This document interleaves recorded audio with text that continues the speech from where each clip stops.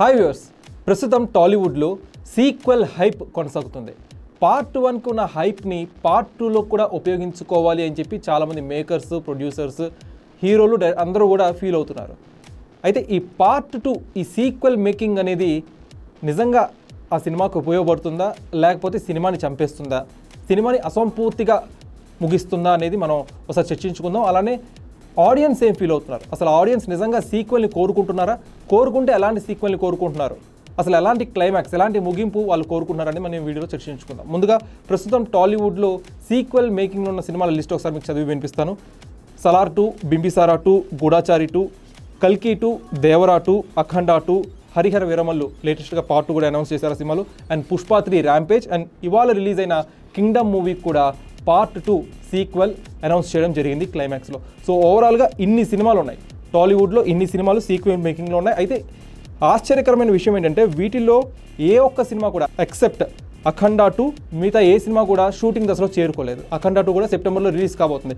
మిగతా ఏ సినిమా కూడా అసలు షూటింగే కంప్లీట్ చేయలేదు, కేవలం పార్ట్ 2 అని చెప్పి అనౌన్స్ మాత్రమే చేశారు. అయితే వీటిలో ఏది రిలీజ్ అవుతుంది, ఏది రిలీజ్ అవ్వదు అనే ఒక కన్ఫ్యూజన్ కూడా ప్రేక్షకుల్లో నెలకొంది.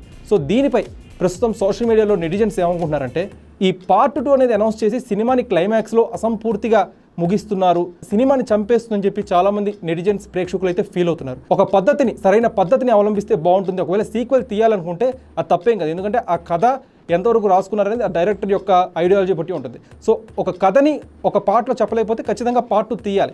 కానీ ఆ డైరెక్టర్ ఎలాంటి అప్రోచ్తో పార్ట్ 2 తీయాలనేది నెటిజన్స్ కొంత సలహాలు ఇస్తారు. ముఖ్యంగా మనం ఇక్కడ చూసుకోవాల్సింది ఆర్జీవి రక్త చరిత్ర అనే సినిమాని 2 పార్ట్స్గా తీశారు. ఆ 2 పార్ట్స్ కూడా ఒకే సంవత్సరం 2010 సంవత్సరంలో రిలీజ్ అయ్యాయి. పార్ట్ 1 రిలీజ్ అయిన ఒక 4 నెలలకే పార్ట్ 2 రిలీజ్ అయింది. ఇక్కడ ఆర్జీవి ఏం చేశారు, 2 పార్ట్ల షూటింగ్ ఒకేసారి కంప్లీట్ చేసుకుని దాని తర్వాత ఎడిటింగ్ అంతా తీసుకుని ఒక సినిమాకి మధ్య ఒక 4 months గ్యాప్ ఇచ్చి రిలీజ్ చేశారు. అలానే కేజీఎఫ్ సినిమా తీసుకుందాం. కేజీఎఫ్ పార్ట్ 1 ఒక హై మొమెంట్స్తో ఎండ్ అవుతుంది ఆ సినిమా. దాని తర్వాత ఒక ప్రాపర్ ఎండింగ్ ఇచ్చిన తర్వాత ఒక సపరేట్ లీడ్తో పార్ట్ 2 అనౌన్స్ చేశారు కేజీఎఫ్ మూవీకి.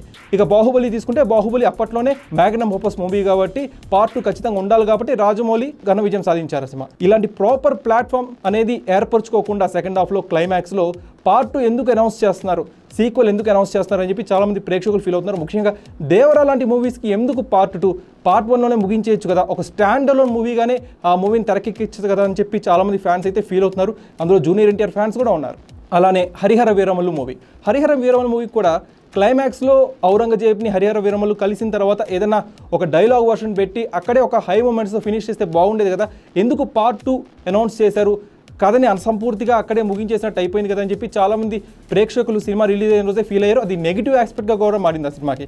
విఎఫ్ఎక్స్ పరంగా చూసినా అలానే క్లైమాక్స్ కూడా అసంపూర్తిగా ఉందని చెప్పి చాలామంది ప్రేక్షకులు అయితే ఫీల్ అయ్యారు. సో ఓవరాల్గా ఈ దేవరా, హరిహర వీరమల్లు, అలానే కల్కి, సలార్ ఈ సినిమాలన్నీ కూడా ఎప్పుడు రిలీజ్ అవుతాయి, ఒకవేళ రిలీజ్ అయితే ఎన్నేళ్ల తర్వాత రిలీజ్ అవుతుంది అనేది కూడా చాలా మంది ప్రేక్షకులు ఒక కన్ఫ్యూజన్ అయితే నెలకొంది. ఈ సీక్వెల్ అనే పిచ్చితో అనవసరంగా సినిమాని స్టాండ్ అలోన్ సినిమాగా తీయకుండా సీక్వెల్గా తీసి సీక్వెల్ అనౌన్స్ చేసి ప్రేక్షకుల్లో ఉన్న ఆ క్యూరియాసిటీని కిల్ చేస్తారని చెప్పి చాలా మంది నెటిజన్స్ అయితే ఫీల్ అవుతున్నారు. అండ్ ఇవాళ Vijay Deverakonda Kingdom movie release అయింది. సినిమాకి మంచి అప్లాజ్ వస్తుంది, కానీ క్లైమాక్స్ పార్ట్ 2 అనౌన్స్ చేసి అనవసరంగా సినిమా యొక్క హై మూమెంట్స్ అన్నింటినీ కిల్ చేశారు.